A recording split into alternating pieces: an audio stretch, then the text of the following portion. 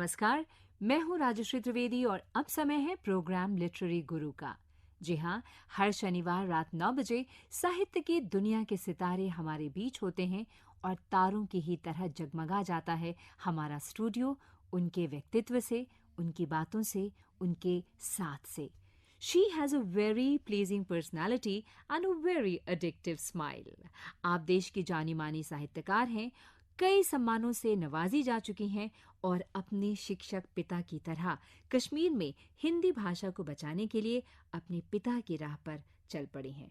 आप हैं चंद्रकांता। आपका बहुत बहुत स्वागत है स्टूडियो में। धन्यवाद, थैंक यू। कैसी हैं आप? बहुत अरसे बाद आपसे मुलाकात हो रही है। मुझे याद है हम अपने दूसरे चैनल के लिए FM गोल्ड के लिए बड़ी लंबी बातचीत आपसे हुई थी। मुझे याद है, भूली नहीं हूँ। लिखना चल रहा है? चल रहा है अभी। कश्मीर जाना हुआ?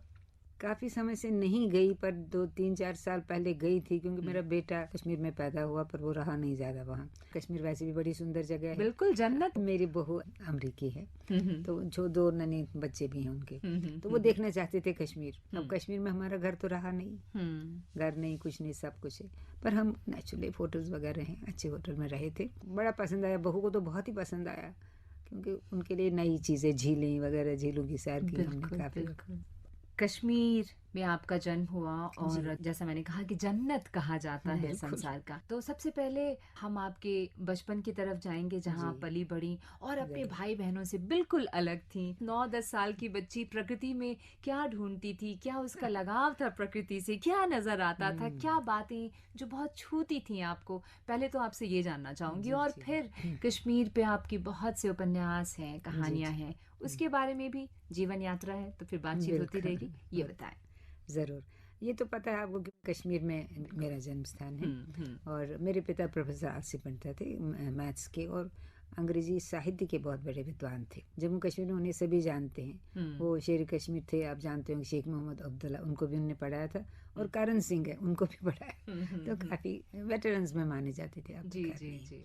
आज भी मैं अब कश्मीर जाती हूँ ना, तो वो पूछते कौन चंद्रकांता। अच्छा, हाँ। उनको पता नहीं चलता। मैं कहती मैं प्रोफेसर आरसी पंडित, उनको कहते ओह ही वॉज एन इंस्टीट्यूशन, तो उन्हें एकदम से याद आता। तो मैं कहती चलो पिता के नाम से, जो लोग नहीं जानते। बहुत जब छोटी थी ना मैं, तब प्रकृति से लगा, पागलों की तरह पेड़ों पर चढ़ना, वो करना और विरोध करना भी बचपन से ही। हाँ, पहले इजाजत नहीं देते लड़कियों को, हालांकि घर में थोड़ा प्रोफेसर थे पिताजी, तो अभिजात तो होता ही है थोड़ा बहुत। जाहिर है हमें संस्कार कुछ, हमें कहते हैं घुट्टी में पिलाते हैं, तो बोलते नहीं, और कहते नहीं नहीं लड़कियों को नहीं बोलना चाहिए।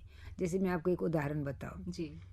मेरा घर श्रीनगर में वितस्ता किनारे था, मेरे पिताजी का मकान, जो नदी है। जी हाँ, वो वितस्ता झेलम को बोलते हैं। तो उस पड़ोस में एक मंदिर था, बहुत प्राचीन मंदिर, गणेश मंदिर। तो वहां पर आते थे लोग, जो भक्तजन जो भी हैं। तो एक औरत आती थी, वो बीमार थी। वो जैसे मंदिर की प्रदक्षिणा करते हैं ना, वो करती थी, थोड़ा उसको अपने शरीर पर काबू नहीं था। तो क्या करते, जो मंदिर के वहाँ थे महंत, जो उसको निकाल देते बाहर। बार बार निकालते थे, वो बार बार आते। तो मैंने पिताजी से कही ऐसा क्यों है? बिल्कुल खिड़की से हम देख सकते थे उनको। तो उनको पूछा, घर भर देखा कौन है, तो पति के पास ले गए। उन्होंने कहा मैं इसका क्या करूं, ये मेरे किस काम की? देखिए ये बात बहुत तब से चुभी है। क्यों? जब तक बच्चे बच्चे थे तो ठीक है, और बाद में बीमार हो गए, कुछ घर का काम भी नहीं कर सकती थी, तो काम की नहीं रही। तो ये बात मुझे अजीब सी लगी, क्योंकि हमारे घर में ऐसा नहीं था। लड़कियों की बहुत कदर थी। पुरुषों का साम्राज्य तो रहा है, इसमें कोई शक नहीं है। तब तो ज्यादा दबंग नहीं थी औरतें। ये बात नहीं कि बिल्कुल मिट्टी के लौंदे भी नहीं थी। बिल्कुल सही कहा आपने कि मिट्टी के लौंदे भी नहीं थी। नहीं। तो इस बात को हम आगे बढ़ाएंगे जो आप अभी बता रही हैं, लेकिन आपकी पसंद का एक गाना हम अपने श्रोताओं को सुनवाते हुए चले। कौन सा गाना सुनेंगे? बताइए कौन सा गाना सुनवाएंगे? पहले सुनाए तेरा मन दर्पण। क्या बात है। आशा भोसले की आवाज में फिल्म काजल का ये गीत। आइए सुनते हैं चंद्रकांता जी की पसंद का।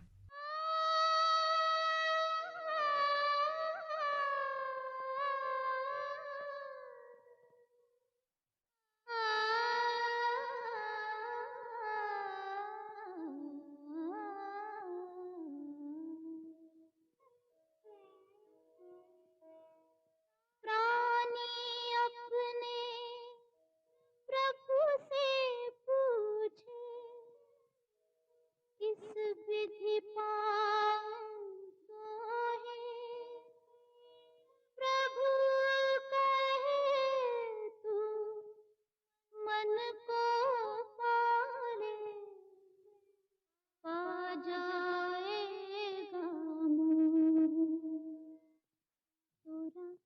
मन दर्पण कहलाए, तोरा मन दर्पण कहलाए। भले बुरे सारे कर्मों को देखे और दिखाए, तोरा मन दर्पण कहलाए, तोरा मन दर्पण कहलाए।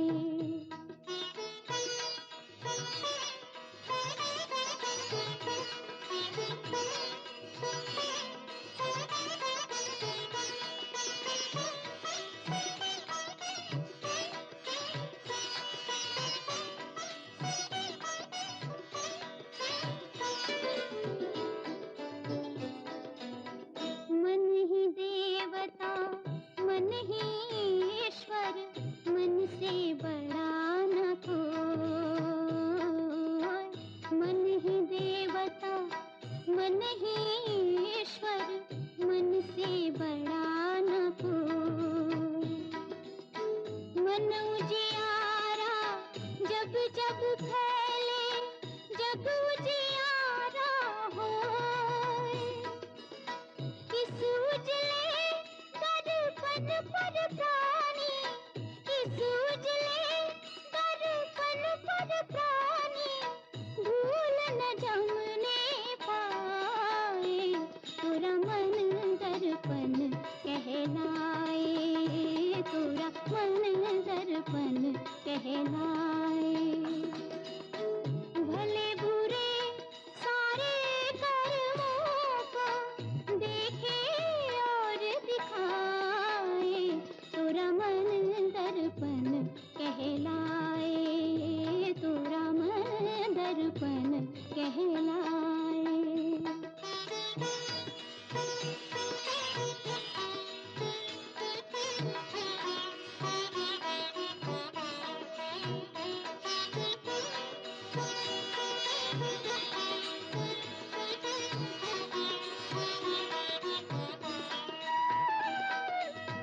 सुख की कलियां दुख के काटे, मन सबका आधा। सुख की कलियां दुख के काटे, मन सबका आधा। मन से कोई बात छुपे ना, मन के नैन हजार।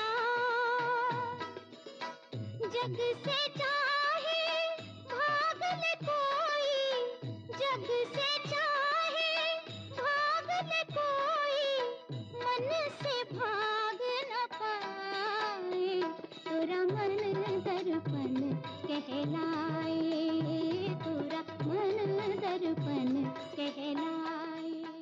एक बार फिर आपका स्वागत है। आप सुन रहे हैं प्रोग्राम लिटरेरी गुरु और हमारे साथ हैं सुविख्यात लेखिका चंद्रकांता। बहुत सारे उपन्यास, कहानी, कविताएं। फिलहाल हम वापस चलते हैं वहीं जहां आपने बहुत ही बढ़िया बात कही कि भाई महिलाएं तब भी इतनी क्या कहें, जैसा आपने जो शब्द मिट्टी का लौंदा नहीं थी। जी जी जी, खुलकर बोल नहीं पाते थे। तब भी कुछ महिलाएं थी बेबाक हमारे बिल्कुल साहित्य बिल्कुल। की दुनिया मेरी में। सास जी, मैं साहित्य हो गई वो बहुत। शादी कब हुई थी आपकी? 11-12 साल में? कितनी छोटी रही? 13 साल। ससुराल कैसा लगा था आपको? पहले तो बहुत खराब लगा, मुझे लगा पिंजरे में बंद कर दिया मुझे। कहाँ अच्छा। पेड़ों पर चलने वाली खुली मुक्त, है ना? कहाँ एकदम से बैठो। पर्दा वर्दा भी था, घूंघट करती थी? घूंघट ज्यादा नहीं, थोड़ा सिर में थोड़ा ढकना सा। था। और बड़े सिंहासन पर बिठाते थे, तकिए वके लगा के, जब तक जान पहचान ना हो घर वर कैसा है। हाँ। थोड़ी देर वो चीजें बहुत सी लाते, कभी मिठाई, कभी कुछ बनाना आता था आपको? मुझे खाना? क्या बना, मुझे खाना अच्छा नहीं लगता था। मैं कहती अच्छा। मुझे छोड़ दो, मैं कुछ खुले में घूमाऊं। तो उम्र भी वैसी थी। आप विश्वास करेंगे 1 साल में बहुत रोई हूँ ससुराल में। 1 साल? तो मायके जाती थी? आना जाना तो लगा रहता था। कश्मीर और श्रीनगर में ही थे दोनों परिवार। फिर पिताजी को लगा कि ये लड़के तो बीमार हो जाए, इसको क्या हो गया।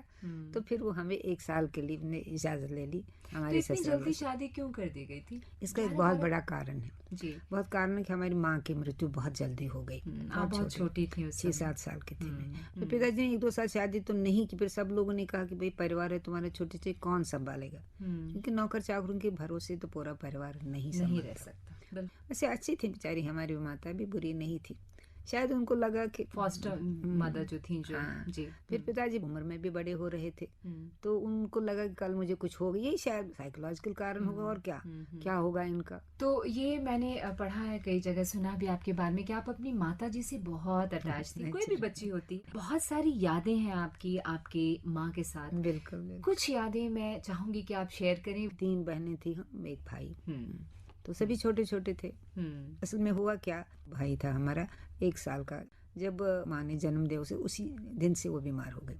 तपेदिक का इलाज तो था नहीं था, पिताजी ने बहुत कोशिश की पर कुछ नहीं हुआ। बहुत ऊंची जगह पर, गांधरबल से बहुत ऊपर, बिल्कुल पहाड़ी के चारों तरफ चीड़ के वन, उसमें एक छोटा सा बंगला था। वो हमारे रिश्ते, वो बोले आप वहाँ रखिए उनको, इतनी सुंदर जगह पर अकेला बंगला।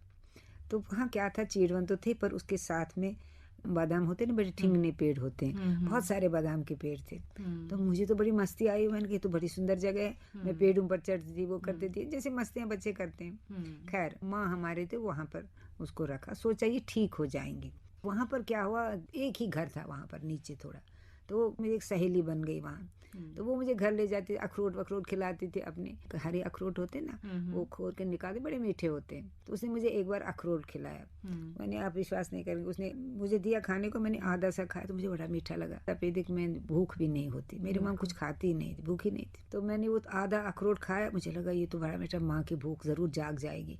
मैं भागी भागी गई, उसको फ्रॉक के घेरे में बांध के, और मैंने माँ से कहा मुँह खोलो।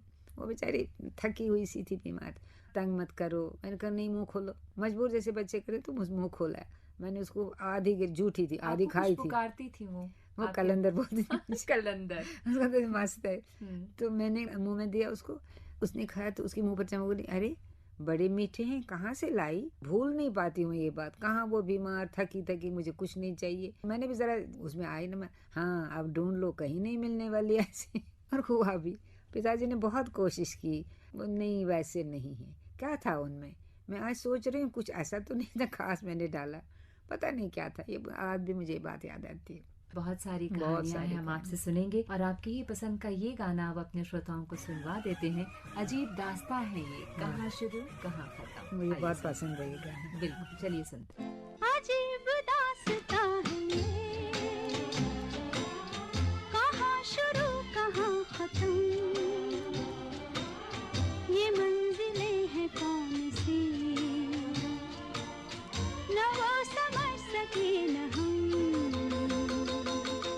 अजीब दास्ता है ये, कहाँ शुरू कहाँ खत्म, ये मंजिलें हैं कौन सी, न वो समझ सके न हम।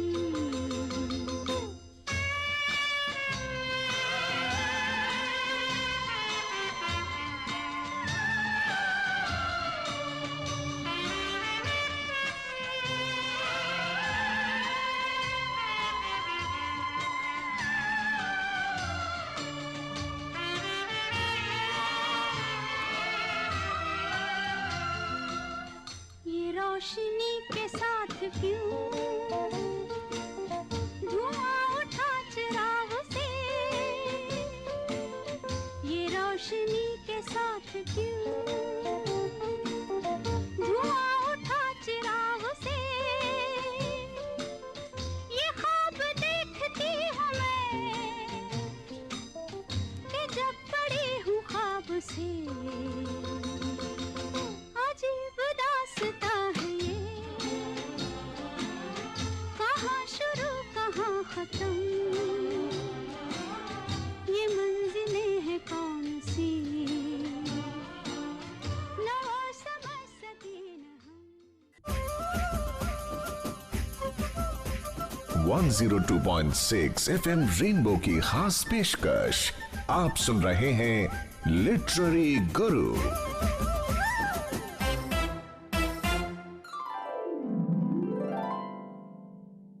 हम वापस आपकी दास्तान पे आते हैं। जी। माँ गुजर गई, शादी जल्दी हो गई, महज आप 10-12 साल की थी, रेगुलर स्कूल नहीं जा पाई आप। नहीं, फिर भी इतनी सारी पढ़ाई की आपने, ससुराल वालों ने पढ़ाया? हाँ, स्कूल मेरे मुश्किल से 5वीं क्लास तक, शायद रियल जो स्कूल जाते, मैत्री मिडिल स्कूल था वो, पर पढ़ाई रही थी जैसे अब प्राइवेट समझ लीजिए वैसे। बाद में जब माँ जब गुजर गई, उसके बाद रेगुलर पढ़ाई हुई शुरू। फिर स्कूल कॉलेज जैसे होते हैं वैसे। शादी हो गई जल्दी। शादी से पहले कश्मीर में हिंदी का प्रचार तब नहीं था ज़्यादा। फिर हमारे यहाँ कुछ सुधारक आए थे, एक बिमला जी थी, मुझे याद है आज, और उनके भाई थे त्रिभुवन कौल। वो पिताजी के पास आए, उनको बोला आप तो ठीक है अंग्रेजी वगैरह, पर आप हिंदी के लिए क्या करते हैं? उन दिनों कहते थे अगर हिंदी पढ़ेगा कोई लड़का उसको नौकरी नहीं मिलेगी। तो उन्होंने कहा अच्छा कोई बात नहीं, हम बेटियों को सिखाते हैं थोड़ा। तो वो जो त्रिभुवन कौल थे, उनका बड़ा सुंदर सा बंगला था वहाँ। उन्होंने कहा मैं ये डेडिकेट करता हूँ, आप इसमें ओरिएंटल कॉलेज नाम से खोला। जी। तो पिताजी ने मुझे और मेरी बहन को वहाँ भेजा। हिंदी की पहचान वहीं हुई। तो कश्मीरी से फिर हिंदी पढ़ने का लगाव भी था। पिताजी ने एक बात जरूर की थी, उन्होंने कहा था शादी तो हम इनके कर रहे हैं पर इनकी पढ़ाई में कोई रोक नहीं चाहिए। पर हमारे ससुर जी भी वो भी पढ़ाते थे, वो हेडमास्टर थे, तो उन्होंने भी कोई बाधा नहीं थी। पर सोसाइटी में बाधाएं तो होती हैं, और बहू उस जमाने में स्कूल जाएगी फिर कॉलेज जाएगी। तो उसमें एक बात हमारी सास जी अच्छी थी, तो वो मैं क्या कहते जब मैं कॉलेज जाती, कहते देखो जाओ बहू जाओ, पर चुन्नी के नीचे किताबें ढक के रखना।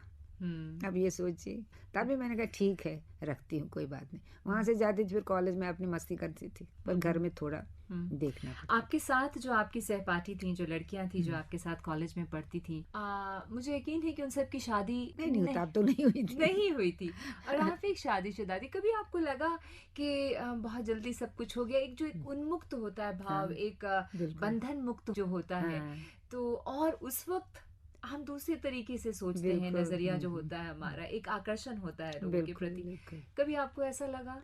पहले मैंने कहा ना, एक साल तो मैं बहुत रोई हूँ। फिर पिताजी हमें ले चले, वो कई जगह गए, देहरादून गए, आगरा गए, शिमला गए, तो उनको लगा इनका मन बदल जाएगा। तो फिर मैंने इस बीच थोड़ा समझ लिया था कि भाई शादी तो हो गई है।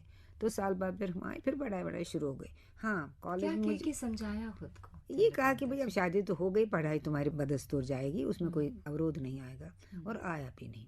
देखिए शादी के बाद आपको घर संसार में अकेली बहू थी, मेरे पति और उनके दूसरे भाई, वो छोटे थे दूसरे, तो घर में बड़ी थी, थोड़ा बहुत तो होता ही है, जिम्मेदारी होती है। पर मैंने वो भी निभाई। वो कॉलेज जाती, स्कूल जाती थी, वो भी सब चल रहा। लगता था बहुत ज्यादा है।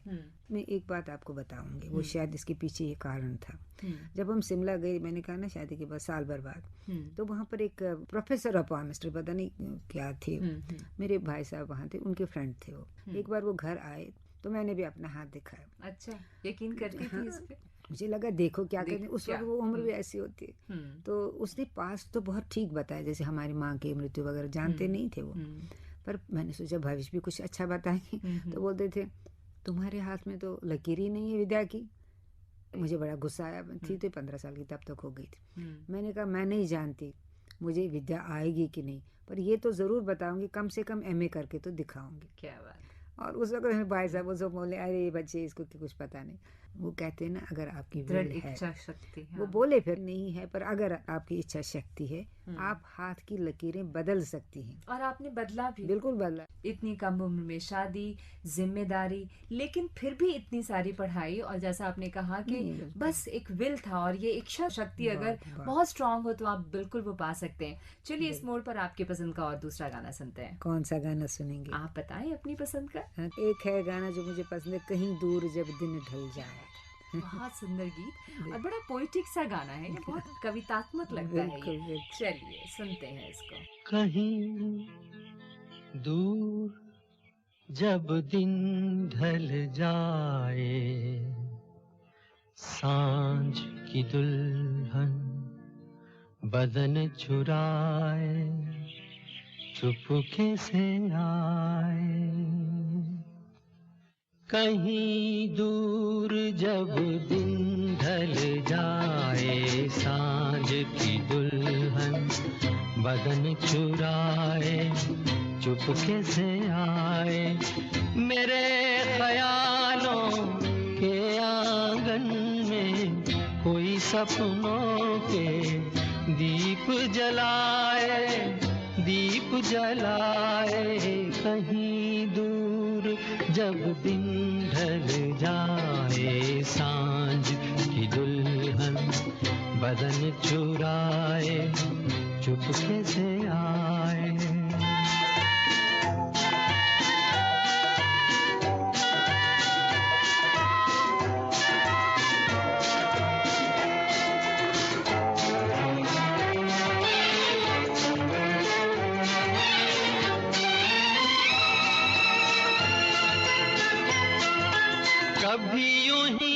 जब हुई बोझल सांसें भर आई बैठे बैठे जब यूं ही आंखें,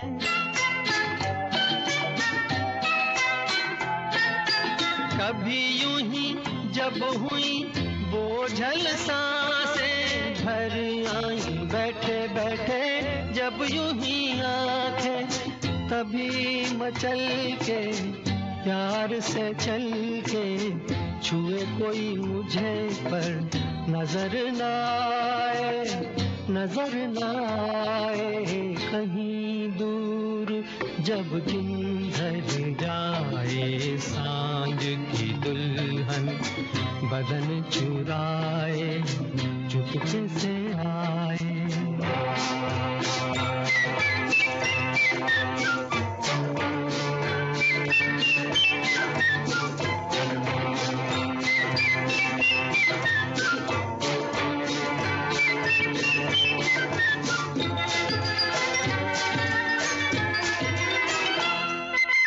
कहीं तो ये दिल कभी मिल नहीं पाते, कहीं से निकल आए जन्मों के नाते।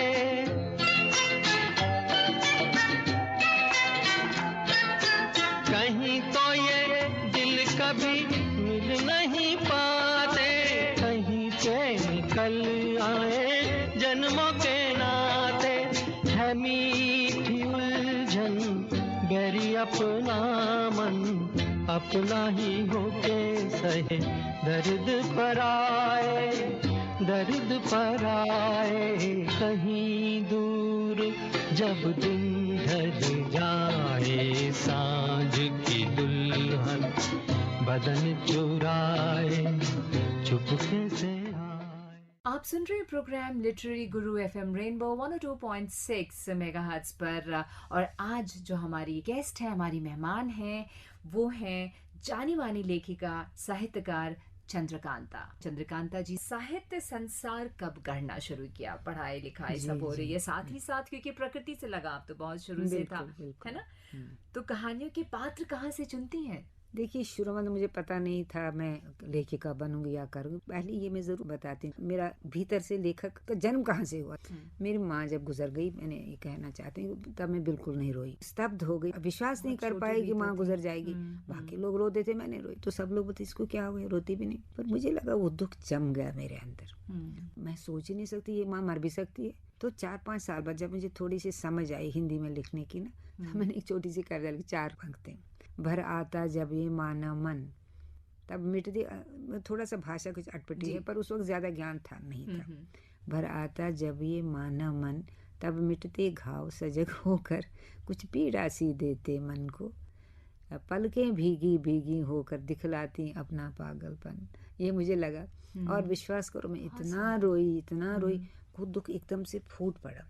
जो जमा था भीतर ना, वो बाहर आ गया। तो पहली रचना? हाँ, रचना क्या है, बस ये भाव है। पर और उस वक्त तो मैंने दरवाजे बंद किए, कोई सुनी नहीं मेरा रोना। ऐसा क्यों लगा आपको कि किसी के सामने नहीं रोना चाहिए या अपने दुख छुपा लूं? पता नहीं, मुझे लगा दुख हमारी अपनी संपत्ति है, उससे दूसरा आपको थोड़ा सा दिखाए, सहानुभूति दिखाएगा, क्या करेगा, आपको खुद ही संभलना। नन्ही सी चंद्रकांता को ये भी सोच में लगता था कि अपना दुख किसी के साथ शेयर मुझे लगता है नहीं, सोचेगा? क्योंकि बच्चों सबकी अपनी थिंकिंग होती है। बल्कि मैंने कहा ना, पड़ोस में एक थी महिला मद्रासी, उस बेचारी को बोली भी नहीं आती थी। महिलाओं को मुझे बचपन से ही लगा क्या स्थिति है।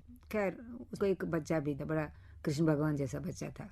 तो वो मेरे पड़ोस में थी, खिड़की पर बैठी रहती, गाती थी। भाषा तो उसको आती नहीं थी, पर उसको बहुत पिटाई करते थे, बहुत मारते। तो समझ नहीं पा, और उसके हाथ भी थोड़े टेढ़े थे, काम भी पता नहीं क्या कर पाती होगी, जो भी। तो उसने एक बार फिर संक्षेप में सुसाइड कर लिया। मुझे लगा कि वो बेचारी कितना सहती बेचारी, आ चुकी होगी। तो खैर उस दिन चूंकि हम नदी किनारे रहते थे ना, तो उसकी लाश देखी हमने सीढ़ियों पर। वो भी मन ही मन, मैंने किसी को नहीं बताया, क्योंकि घर में बोलते नहीं ये नहीं देखना चाहिए, अंदर आओ अंदर आओ। वो चाहते थे बच्चों के मन में ये घर न कर प्रभाव न करे। हाँ। तो ये पर घर कर गई, और मन में मेरा बड़ा विद्रोह, मुझे लगता तभी से जन्मा। क्यों बोल नहीं सकते थे, सभी कहते ये चलता ही होता है, इसकी तरफ मत देखो, इधर मत जाओ। पर ये था, इसके प्रति मैं बड़ी जागरूक थी बचपन से, मगर मैं बोल नहीं सकती थी। देखिए, मैं एक बात मैं आपको कहूँ, जी, आपका तब उस वक्त नहीं मालूम था, पर बड़े होकर भी मैंने एक लिखा संस्मरणात्मक है मेरी पुस्तक, हाशिए की इबारतें। उसमें 3 महिलाओं के बारे में लिखा। मुझे लगता है सबसे बड़ा दुख हमारा ये होता है कि हमारे अपने भी हमें नहीं समझ पाते। बिल्कुल सही कहा। प्यार करते हैं सब, उसका समझने की समझ कोशिश ही नहीं करते। कोई नहीं, आपके पति हो, आपके बच्चे हो, आपके पिता हो, नहीं, बड़े मन की बात कह दी नहीं आपने। हो ही नहीं पाता। इसलिए मैं बोलती नहीं थी, बोलती नहीं थी पर लेकिन कविताएं लिखती थी बाद में। हाँ, हाँ। बड़ी आपके उटपटांग। पास- मुझे याद है मेरे पिताजी कहते, अरे ये छोटी अभी इसको क्या है, पता नहीं ये क्या लिखती है। तो वो विश्वास नहीं करते इसको, जाने जग की दांव पेच क्यों। अब तक मेरी समझ नहीं आती, भैया कितनी थी तुम, क्या आती समझ में, पर कुछ था वे कहना चाहती थी। जो कुछ भी आसपास आपके घटित हो रहा था और जी। इतनी नन्ही सी उम्र में वो सारी बातें कहीं रजिस्टर हो रही थी। हाँ, और आप अपने exactly. तरीके से अपने शब्दों में उसे बिल्कुल। कह रही थी। बाद में जिन्होंने उपन्यास और वो कहानी की बात शक्ल ली, बिल्कुल बिल्कुल। बाद में। इस मोड़ पर हम आपकी पसंद का एक और गाना सुनते हुए आगे बढ़ते हैं। अच्छा, मुझे ये गाना भी पसंद है, कहीं कोई मिल गया था सरे राह चलते चलते।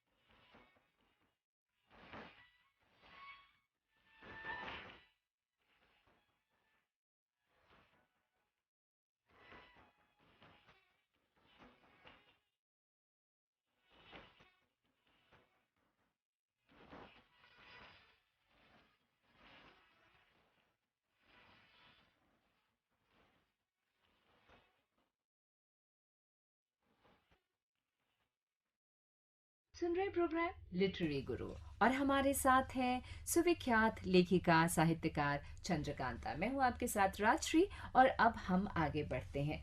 आप कश्मीर से हैं। अपना घर, अपना शहर, अपना राज्य छूट जाना भी एक त्रासदी थी जिसे आपने अपनी कृतियों में लिखा है। जी, उसके बारे में वो दुख, वो दर्द। पिछले दिनों एक फिल्म भी आई जो आपने जी, देखी हो। जी। चलिए, फिल्म तो सब देख ही रहे हैं, जी, जी। लेकिन हमारे सामने तो एक कश्मीरी महिला बैठी है, खूबसूरत सी, और जो एक साहित्यकार भी है। कहानियों में आपके कश्मीर का दर्द नजर होता आता है। जी, मैं ये तो नहीं कहूंगी गलत या सही, जो हुआ वो हुआ, बिल्कुल। लेकिन आपकी एक है ऐलान गली जिंदा है। जी, जी। इसके बारे में मैं चाहती हूँ कि हमारे श्रोता कुछ जान पाए और पढ़ें इसे। जरूर जरूर। देखिए, ऐलान गली जिंदा है मेरा कश्मीर पर पहला उपन्यास। उससे पहले मैं 2 उपन्यास लिख चुकी थी, अर्थांतर, अंतिम साक्ष्य, बाकी सब वो सब लिख चुकी थी। हैदराबाद से मेरा लेखन शुरू हुआ है। जब मैं हैदराबाद से? हाँ, हम 13 साल रहे हैदराबाद में। आपके हस्बैंड वहाँ पे हाँ, थे? मेरे पति की कश्मीर में उन्होंने नौकरी नहीं की। उनकी वो फार्मेसी में डॉक्टरेट है, तो वहाँ उनके लिए जॉब था भी नहीं। हम इसीलिए कहते हैं ना, जब निकले, वो कहते हैं ना कि निकल पड़े थे घर से आबदाने को, पलट के आए तो पाया ना आशियाने को। क्योंकि नौकरी बाहर थी, इसलिए हम बचे। बाकी सब कुछ तो गया ही, आपकी जगह गई, आपकी पहचान गई। खैर जो भी है, तो ऐलान गली जिंदा में मैं दिल्ली में थी तब लिखा था उस पर। मनोहर श्याम जोशी थे, साप्ताहिक हिंदुस्तान के वो संपादक थे। वो बड़े दबंग थे। वो बोले, ये अर्थांतर विषयांतर तो सभी लिखती हैं, तुम कुछ ऐसा लिखो जो दूसरा न लिख सके। मैंने कहा, ऐसा क्या है जो कोई न जिसके हाथ में कलम है? बोले नहीं। वो बोले, कश्मीर पर लिखा तो गया है, पर वो एक सैलानी दृष्टि से लिखा गया। उनके शब्द हैं, तुम वहाँ की हो, तुमने वो जीवन देखा है, जिया है, तुम लिखो। मुझे भी लगा, मैंने कहा ये तो दूर से या तो गरीबी देखेंगे, या तो सुंदरता देखेंगे, है ना, या हाथों के बारे में लिखेंगे, सुंदरता ज्यादा देखेंगे, पहाड़ियों के बारे में, झीलों झरनों के बारे में। हमें भी बहुत पसंद है। माफ कीजिए, हिंदू मुसलमान करके बात नहीं करनी चाहिए। इसलिए नहीं करनी, क्योंकि मेरे एक मुसलमान सेवक ने मुझे पाला है। उसने मुझे चलना सिखाया, बोलना सिखाया। वो बहुत महत्वपूर्ण हो गया मेरे जीवन में। कई जगह में उसका नाम महज जो था, कई जगह वो आया है। कथा सतीसर में आया, पोषनूर की वापसी एक कहानी है, वो पढ़ी, उसमें वही है। जो बचपन का प्रेम होता है ना, उसमें दीन धर्म आड़े नहीं आता था, उस वक्त तो नहीं आता था। तो खैर, ऐलान गली में वो समय है जब हम मिलकर रहते थे। देखिए, कश्मीर बड़ा दुर्भाग्यपूर्ण रहा है शासन की दृष्टि से। विंसेंट स्मिथ थे, उन्होंने कहा है कश्मीर बहुत सुंदर है, मगर शासन की दृष्टि से बहुत दुर्भाग्यपूर्ण रहा है। वहाँ आक्रमणकारी आ गए, जो सामाजिक संस्कृति थी वो विशृंखल हो गई। तो खैर, बार बार आक्रमण हुए, बार बार विस्थापन हुए। 7 बार कश्मीर में हिंदुओं का विस्थापन हुआ है, बहुत बड़ा विस्थापन हुआ है 13वीं शताब्दी। ऐलान गली में वो भाईचारा, जो हमारी सामाजिक संस्कृति, इसके बारे में छोटी सी बात बताऊंगी, जो हमारी यहाँ बहुत बड़ी रही है। लालेश्वरी, लालदत बोलते हैं उसको। वो भी 1335 में जन्मी थी, बड़ी दबंग थी तो शैव योगिनी, पर वो बहुत बड़ी समाज सुधारक थी। और उस समय ब्राह्मण समाज में बहुत कठिन था ये, उसको इतिहास में जगह नहीं मिली काफी देर। पहला जब हुआ तो कहते कश्मीर में खाली 11 घर रहे पंडितों के। आज के हमारे बड़े दावे से कहते हैं, हाँ, हमारे पूर्वज कश्मीरी थे। यहाँ पे एक सेकंड आपको टोकूंगी। आपने लल्लेश्वरी की बात की, अभी कहा बहुत दबंग थी। आज के परिप्रेक्ष्य में देखें या पहले भी, जो महिलाएं दबंग होती थी, उनके प्रति लोगों का नजरिया बड़ा अलग होता था। बिल्कुल, बेबाक बोलना, निडर होना, जो बातें नहीं पसंद है उसका विरोध करना, ये है तो अपनी जगह पे बात सही, लेकिन उसको उस तरह से स्वीकार नहीं किया जाता। तो एक साहित्यकार होने के नाते आप क्या कहेंगे? देखिए, मैं हैरान हूँ उसने कैसे कहा। जैसे कबीर तो बाद में हुए, 15वीं शती में हुए, पर उस वक्त वो बातें हैं जो कबीर कहते हैं। मैं हैरान हूँ, क्योंकि उस वक्त श्रुति परंपरा से होता था ज्ञान, उस लेखन तो होता नहीं था। अब किसने किससे लिए, पहले तो ललदत थी और कश्मीरी में बोली है। ये माला फेरत जुगबया, वो सब पहले बोली। व्रत रखो, उपवास से क्या होगा। और मूर्ति पूजा का खंडन करती थी वो। देव वटा, देवर वटा, कश्मीर में वो लिखा है। ये क्या, ये तो पत्थर है, पूजो मत, अपने आप को पहचानो। अपने भीतर, तुम्हारे भीतर ही तुम्हारा भगवान है। हिंदू मुसलमानों दोनों के बारे में कहती थी। वो कहती थी, शेवची थैले थैले रोजान, मोजान ब्योन होन तो मुसलमान। कहते, अरे हिंदू मुसलमान में भेद क्यों करते हो, भेदभाव? सब इंसान के सब तो, वही वो शिव भक्त थी, तो वो सबके अंदर शिव विराजमान है। तो कहते वो बिना कपड़े में घूमती थी निर्वसन। अब इसका अर्थ क्या है हम नहीं समझते। किसी ने उसको पूछा, अरे पुरुष लोग हैं, तुम इस तरह क्यों? वो कहते, कहाँ है पुरुष, मुझे दिखाओ। कहते, खिड़की से बाहर देखो। खिड़की से बाहर देखा। अब ये कुछ चीजें होती हैं, बाद में अति भी होते उसके। कहते वहाँ उन्हें भेड़ बकरियां देखी, कोई पुरुष था नहीं। ये कहते पुरुष में उदारता होना, संयम होना, विवेक होना, ये भेदभाव की नीति नहीं होना, वो पुरुष है। ये तो मुझे भेड़ बकरियां लगती हैं। खाली अपने जो गुरु थे उनको वो मानते थे। उसको कई दशकों पर इतिहास ने जगह नहीं दी। पहले कहा वो कोई शैव योगिनी थी, बाद में धीरे धीरे लोग समझे वो क्या कहती थी। तो मैं हैरान हूँ कब लिखा उसने। अब हम कहेंगे कबीर का, कबीर तो बहुत बाद में आए जी, और दोनों में कोई तालमेल तो था नहीं, कहाँ ये कहाँ वो, पर कुछ चीजें शायद थी उनमें जो भी। हमारी कश्मीर की पहली कश्मीरी भाषा की पहली कवित्री। बिल्कुल बिल्कुल। तो आपकी पसंद का एक और गाना सुन ले यहाँ पे। जरूर। आपने ये गाना लिखा ओहरे ताल मिले नदी के जल में, लिखा नदी नहीं, मिले अभी सागर। सुनवाऊंगी। तो सुनाइए, चलिए सुनाइए। ओहरे ताल मिले नदी के जल में, नदी मिले सागर में, सागर मिले कौन से जल में, कोई जाने ना। ओहरे ताल मिले नदी के जल में, नदी मिले सागर में, सागर मिले कौन से जल में, कोई जाने ना। ओहरे ताल मिले नदी के जल में।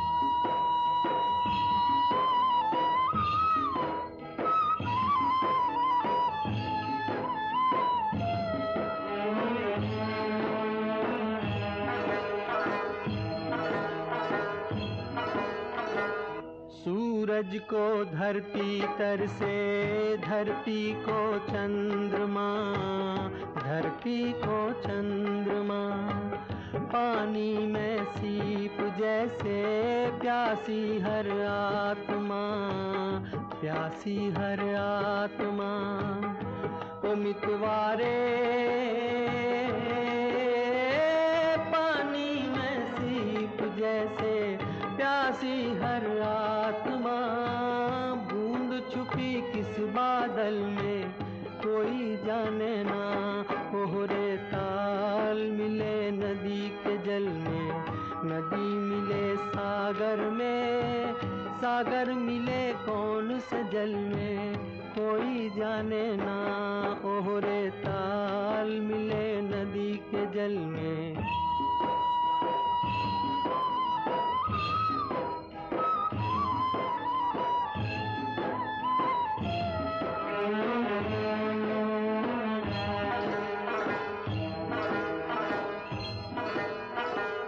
अनजाने होठों पर क्यों पहचाने गीत हैं, पहचाने गीत हैं। कल तक जो बेगाने थे, जन्मों के मीत हैं, जन्मों के मीत हैं। ओ मितवारे कल तक जो बेगाने थे, जन्मों के मीत हैं। क्या होगा कौन से पल में, कोई जाने ना। ओहरे ताल मिले नदी के जल में, नदी मिले सागर में, सागर मिले कौन से जल में, कोई जाने ना। ओहरे ताल मिले नदी के जल में। हे रे हे रे हे रे हे रे हे रे हे रे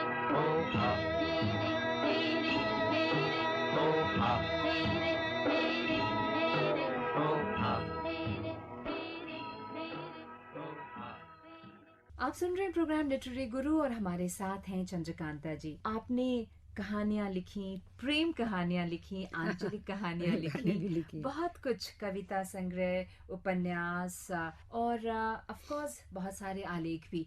आपको सबसे ज्यादा आनंद किस में आता था? ये बड़ा कठिन प्रश्न है। पूछेंगे आपके इतने बच्चे हैं, कौन सा बच्चा प्यारा है, क्या बोलोगे? नहीं, सभी। मुझसे कोई कह रहा तो मुझे लगेगा मैं इंतजार कर रही हूँ कि मैं कभी अपनी आत्मकथा लिखूं, अपनी सारी बातें लिख डालूं इसमें। मुझे भी कहते हैं कुछ लोग, मैं ये कहती हूँ भाई हम तो अपनी आत्मकथा ही लिखते हैं, आप समझ नहीं पाते हम कहाँ पर हैं। सही बात है, यानी कि वो जो कहानियों का चुनाव होता है, जो पात्र होते हैं आसपास तो होते ही हैं, बिल्कुल। लेकिन आप स्वयं को भी उसमें कहीं बिल्कुल, देखती हैं, डालती कहीं हैं। कथा सजर में कहीं जगह हूँ मैं, ऐलान गली में कहीं जगह पर हूँ मैं, पर आप पहचान नहीं पाते। मैंने वितस्ता बहती एक लिखा है, वो अपने एक्चुअली मैंने पिता के केंद्र में रखकर लिखा है। तो उसमें मेरे पिताजी, उसमें मैं भी हूँ। हाशिए की इबारतें उसमें मेरी माँ, बहन और सास तीनों हैं। इसीलिए मैंने उनको संस्मरणात्मक लिखा। जी। बल्कि नावर जी ने बोला, उसने कहा तुमने क्यों लिखा संस्मरणात्मक? मैंने कहा क्योंकि इसमें मैं हूँ, मेरी माँ। वो बोले नहीं, मुझे तो उपन्यास लगा, उनको बहुत पसंद आता था। चंद्रकांता जी, आपके परिवार के लोग आपके नॉवेल्स, आपके संस्मरण, आपकी कविताएं कितना पढ़ते हैं? खासकर अगर मैं आपके पति की बात करूं तो। पति तो बेचारे बड़ी मुश्किल से उन्होंने नाम लिखना सीखा, मोहनलाल मिश्र। तो उन पर आपने कभी कोई कविता लिखी या नहीं लिखी? नहीं लिखी नहीं, मगर पहला उपन्यास मैंने उनको समर्पित किया, हालांकि वो पढ़ नहीं पाते उतना, वो आपकी भाषा तो किसी कहानी समझ। का पात्र है? नहीं, मैं अपने लोगों को नहीं बनाया, खाली मैंने 3 महिलाएं हैं, उनमें माँ, बहन और मेरी सास है, तो उनको लिया, बाकी नहीं। बहुत मुश्किल होता है। हाँ, पहली कहानी जो मेरी है वो 67 में आई, हैदराबाद में लिखी थी, कल्पना में छपी, जो कल्पना बहुत बड़ी पत्रिका मानी जाती थी, बाद में तो बंद भी हो गई। तो उसमें मेरे पिता की छवि है। आप अब भी लिख रही हैं, लिखने के अलावा आपको लगता है कि हाँ, आपको जो संतुष्टि देता हो, आपको कंटेंटमेंट मिलती हो?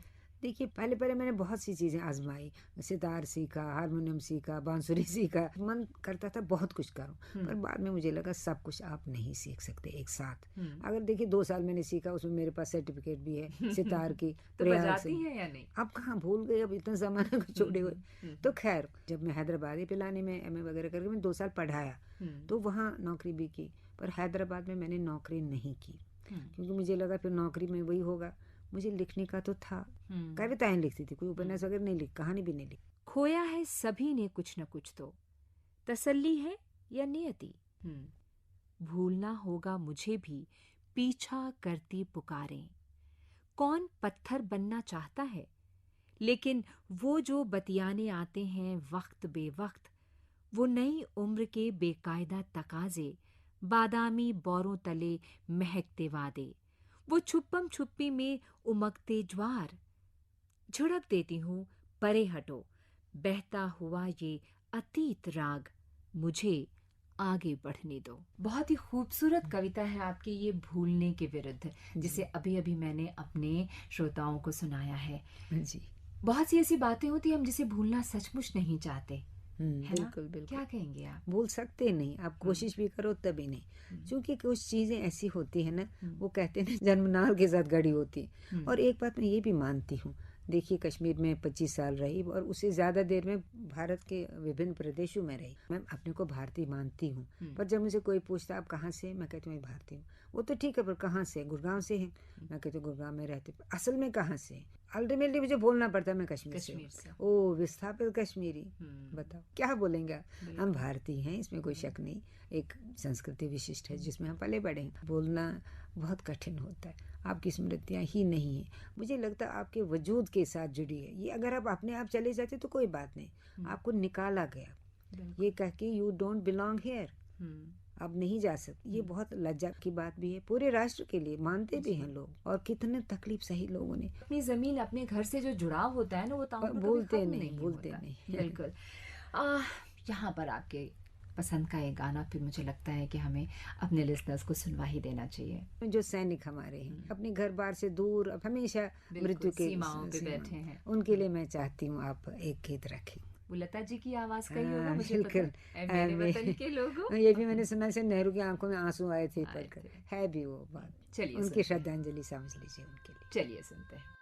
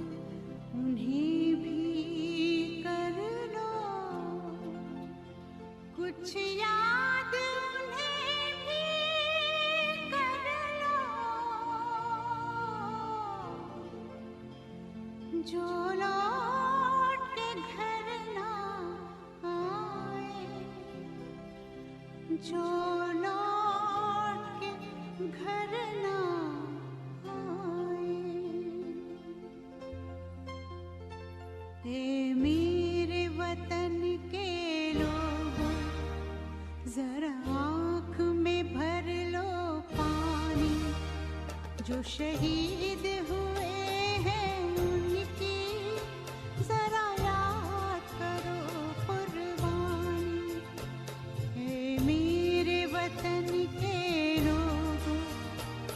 जरा आँख में भर लो पानी, जो शहीद हुए हैं उनकी जरा याद करो कुर्बानी।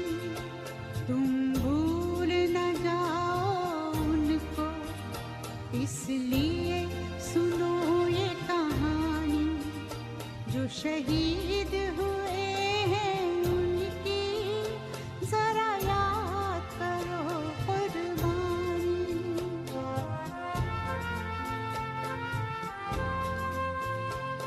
जब घायल हुआ हिमालय, खतरे में पड़ी आजादी, जब तक थी सांस लड़े वो, जब तक थी सांस लड़े वो, फिर अपनी लाश बिछा दी, संगीन पे धर कर माथा, सो गए अमर बलिदानी, जो शहीद हुए हैं उनकी जरा याद करो कुर्बानी।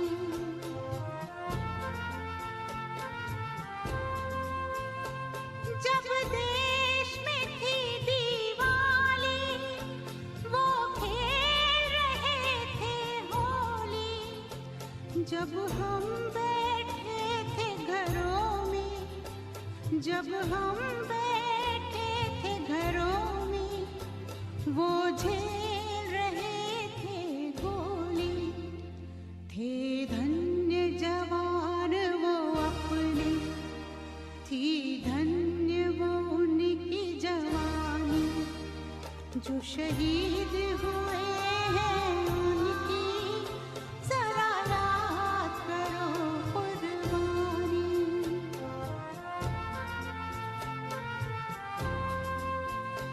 कोई सिख कोई जाट मराठा, कोई सिख कोई जाट मराठा, कोई गुरखा कोई मद्रासी, कोई गुरखा कोई मद्रासी, सरहद पर मरने वाला,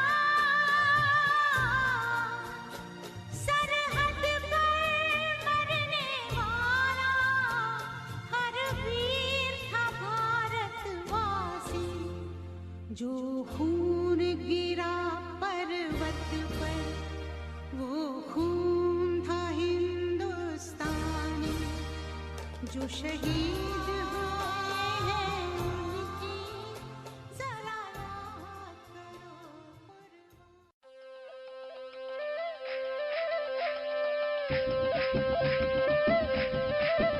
विचारों की ऊर्जा, कल्पना की उड़ान, कलम की शक्ति और भाषा का गौरव, यही तो है लिटरेरी गुरु।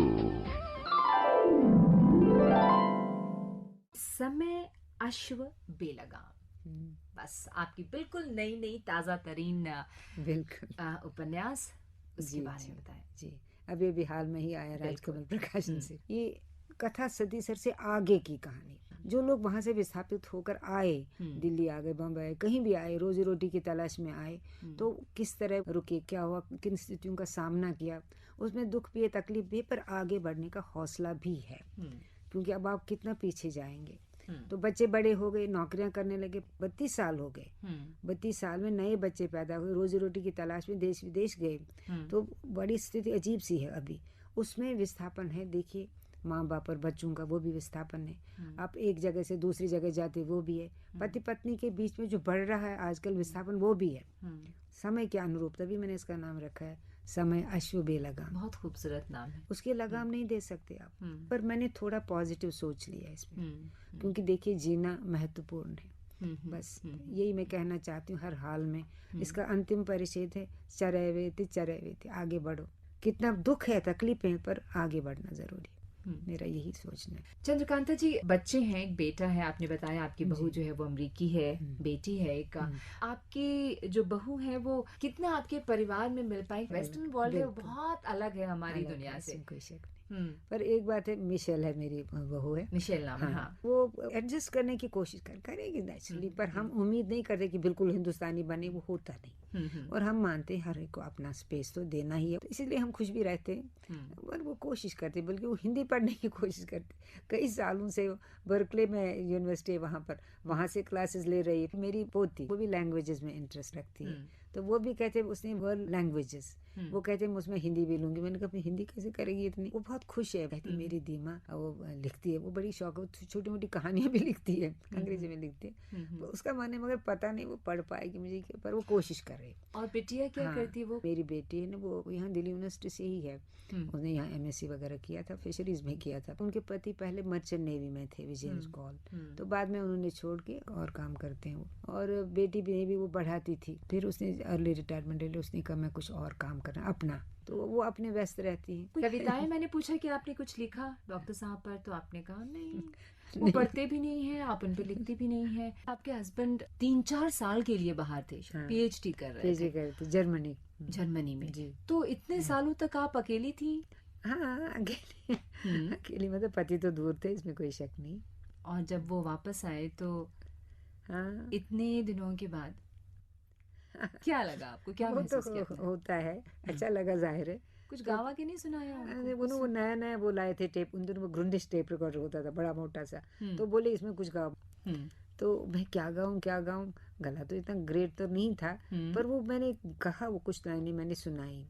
क्या उस वक्त तो बेटर था, आज तो सुनाने में भी मुश्किल है। मैं तो आइडिया देती हूँ, जैसे छिपा लो यूं दिल में प्यार मेरा, कि जैसे मंदिर में लो देगी। क्या बात है। लेकिन एक बात समझ में नहीं आई कि जब वो जा रहे थे तब तो आपको ये गा के सुनाना था, क्योंकि वो इतने समय के लिए बाहर जा रहे थे। अब तो वो वापस आ चुके थे। ठीक है, मैंने सोचा वहाँ जो प्रभाव होगा ना, जर्मनी में बड़ी लड़ी। मैंने कहा कहीं उनको उड़ा के ले जाएं तो बड़ी मुश्किल हो जाएगी। चलिए ये गाना सुनते हैं। चलो। छुपा लो यूं दिल में प्यार मेरा, कि जैसे मंदिर में लो दिए की। छुपा लो यूं दिल में प्यार मेरा, कि जैसे मंदिर में लो दिए की। तुम अपने चरणों में रख लो मुझको, तुम्हारे चरणों का फूल हूँ मैं सर झुकाए खड़ी हूँ प्रीतम, मैं सर झुकाए खड़ी हूँ प्रीतम, के जैसे मंदिर में लो दिए की। छुपा लो यूं दिल में प्यार मेरा, के जैसे मंदिर में लो दिए की।